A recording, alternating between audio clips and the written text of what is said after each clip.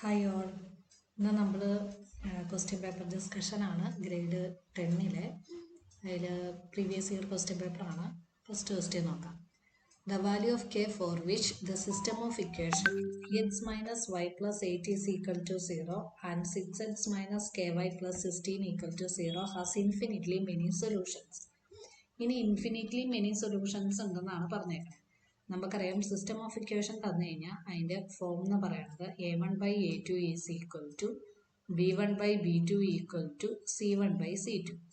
ഇതിൽ a1 എന്ന് പറയുന്നത് ഫസ്റ്റ് ഇക്വേഷൻ്റെ എക്സിൻ്റെ കോഎഫിഷ്യൻ്റ് ആണ്. അപ്പോൾ നമ്മൾ ഇക്വേറ്റ് ചെയ്യുക a1 equal to 3, b1 equal to -1. ഇവിടെ വൈയുടെ വാല്യൂ നെഗറ്റീവ്, കോഎഫിഷ്യൻ്റ് നെഗറ്റീവ് ആണ്, അപ്പോൾ -1 എന്ന് തന്നെ എടുക്കണം.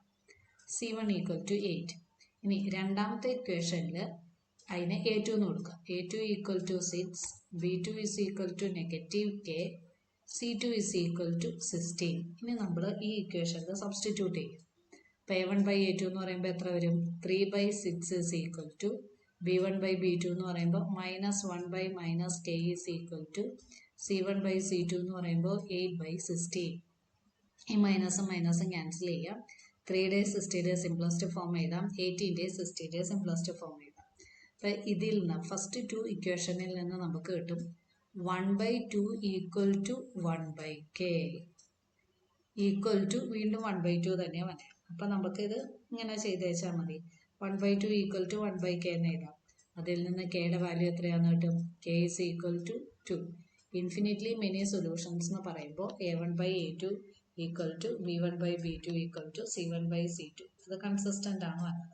അപ്പോൾ ഇത് ഇക്വേറ്റ് ചെയ്യുമ്പോൾ നമുക്ക് ആൻസർ 2 ആണ് കിട്ടും. ഇനി അത് കഴിഞ്ഞിട്ട് സെക്കൻഡ് ക്വസ്റ്റ്യൻ വന്നിരിക്കുന്നത് നമുക്കിവിടെ സെക്ഷൻ ഫോർമുലയാണ് വന്നിരിക്കുന്നത്. കോർഡിനേറ്റ് ജോമെട്രിയിൽ ക്വസ്റ്റ്യൻ ആണ് വന്നിരിക്കുന്നത്. കോർഡിനേറ്റ് ജോമെട്രിയിൽ പറഞ്ഞിരിക്കുന്നത് ഇവിടെ പോയിന്റ്സ് തന്നിട്ടുണ്ട്. എ എന്ന് പറയുന്നത് 4 - 5, ബി എന്ന് പറയുന്നത് 1 2. അത് കട്ട് ചെയ്തിരിക്കുന്ന റേഷ്യോ എന്ന് പറയുന്നത് 5:2 ആണ്. അങ്ങനെയാണെങ്കിൽ പിയുടെ കോർഡിനേറ്റ് ആണ് കണ്ടുപിടിക്കുന്നത്. അപ്പം ഇങ്ങനെ നമ്മൾ 2 പോയിന്റ് എടുക്കുകയാണ്. എ ബി എന്ന് പറയുന്ന 2 പോയിന്റ് എടുക്കുകയാണ്. എയുടെ വാല്യൂ 4 -5, ബിയുടെ വാല്യൂ 1 2. ഇത് കട്ട് ചെയ്തിരിക്കുന്ന റേഷ്യോ 5:2 എന്നാണ്. അപ്പോൾ പി എന്ന് പറയുന്ന coordinate P of x y ആണ് കണ്ടുപിടിക്കേണ്ടത്. നമുക്ക് പി ഓഫ് എക്സ് വൈ കണ്ടുപിടിക്കാനുള്ള ഫോർമുല അറിയാം. P of x y section formula എന്ന് പറയുന്നത് P of x y is equal to mx2 plus nx1 divided by m plus n. ഇത് y കോർഡിനേറ്റിൻ്റെ വരുമ്പോൾ my2 plus ny1 divided by m plus n. ഇനി നമുക്ക് ratio എടുക്കാൻ നേരത്ത് m എന്ന് പറയുന്നത് 5 ആണ്, n എന്ന് പറയുന്നത് 2 ആണ്. ഇതിൽ ഈ കോർഡിനേറ്റ് ആണ് x1 y1, ഈ കോർഡിനേറ്റ് ആണ് x2 y2. ഇനി ഇതിലേക്ക് അങ്ങ് സബ്സ്റ്റിറ്റ്യൂട്ട് ചെയ്ത് വെച്ചാൽ മതി. അപ്പോൾ എം എന്ന് പറയുന്നത് 5 അല്ലേ വന്നേക്കണേ. 5 ഇൻറ്റു x2 എന്ന് പറയുമ്പോൾ 1 പ്ലസ് n എന്ന് പറയുന്നത് 2 ഇൻറ്റു x1 എന്ന് പറയുന്നത് 4 ഡിവൈഡഡ് ബൈ 5 പ്ലസ് 2. അടുത്തത് വരുമ്പോൾ എം y2 എന്ന് പറയുമ്പോൾ എം എന്ന് പറയുന്നത് 5, y2 എന്ന് പറയുന്നത് 2. 5 ഇൻറ്റു 2 പ്ലസ് n y1 എന്ന് പറയുമ്പോൾ n 2, y1 എന്ന് പറയുന്നത് -5 ഡിവൈഡഡ് ബൈ 5 പ്ലസ് 2. ഇനി ഇത് സോൾവ് ചെയ്ത് വെച്ചാൽ മതി.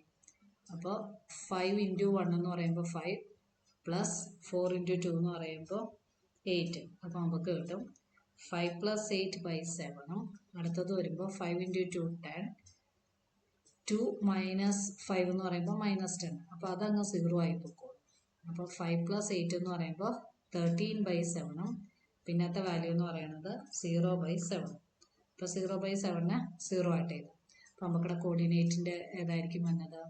അപ്പോൾ പി ഓഫ് എക്സ് വൈ എന്ന് പറയുന്ന കോർഡിനേറ്റ് 13/7 0 ആണ്.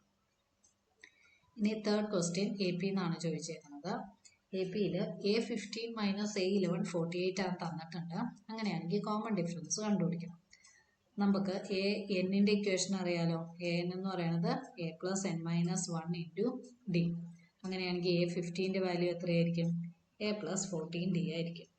അതുപോലെ തന്നെ A11ൻ്റെ വാല്യൂ എത്രയായിരിക്കും? a + 10d ആയിരിക്കും. ഇത് രണ്ടും കൂടി സബ്ട്രാക്ട് ചെയ്യുമ്പോൾ നമുക്ക് എത്ര കിട്ടുമെന്ന് പറഞ്ഞേക്കണേ? 48. അപ്പോൾ a + 14d മൈനസ് ഇവിടെ ബ്രാക്കറ്റ് ഇട്ടിട്ട് വേണം a + 10d എഴുതാൻ, അല്ലെങ്കിൽ തെറ്റിപ്പോകും, ഈക്വൽ ടു 48. ഇനി എന്ത് ചെയ്യുക? മൈനസിനകത്തേക്ക് എടുക്കുക. അപ്പോൾ a plus 14d minus a minus 10d equal to 48. ഈ എയും എയും വെട്ടിപ്പോവും. 14d മൈനസ് 10d എന്ന് പറയുമ്പോൾ 4d ആണ് കിട്ടും. 4d ഈക്വൽ ടു 48 ആണ് കിട്ടും. അപ്പോൾ d എന്ന് പറയുന്നത് എത്രയാണെന്ന് കിട്ടും? 48/4. 48/4 എന്ന് പറയുമ്പോൾ എത്ര കിട്ടും? 12 കിട്ടും. അപ്പോൾ നമുക്ക് കോമൺ ഡിഫറൻസ് എത്രയാണെന്ന് കിട്ടി? 12 ആണ് കിട്ടി. ഇനി അടുത്ത ക്വസ്റ്റ്യൻ ക്വാഡ്രാറ്റിക് ഇക്വേഷൻ്റെ ആണ്. Quadratic equation x² plus x plus 1 equal to 0 has dash root. അതിന് എത്ര സീറോസ് ഉണ്ടെന്ന് കണ്ടുപിടിക്കണം. അപ്പോൾ എത്ര സീറോസ് ഉണ്ടെന്ന് കണ്ടുപിടിക്കാൻ ആദ്യം നമ്മൾ എന്ത് കണ്ടുപിടിക്കണം? ഡിസ്ക്രിമിനൻറ്റ് കണ്ടുപിടിക്കണം. ഡിസ്ക്രിമിനൻറ്റ് ഗ്രേറ്റർ ദാൻ 0 ആണോ ലെസ് ദാൻ 0 ആണോ എന്ന് കണ്ടുപിടിക്കണം. ഈക്വൽ ടു 0 ആണ്. ഡിസ്ക്രിമിനൻറ്റിൻ്റെ വാല്യൂ b² മൈനസ് 4ac. ഇവിടത്തേൽ കോഎഫിഷ്യൻ്റ് ഓഫ് x² 1 ആണ്. അപ്പോൾ എ എന്ന് പറയുന്നത് 1. കോഎഫിഷ്യൻ്റ് ഓഫ് x 1 ആണ്. അപ്പോൾ ബിയും 1.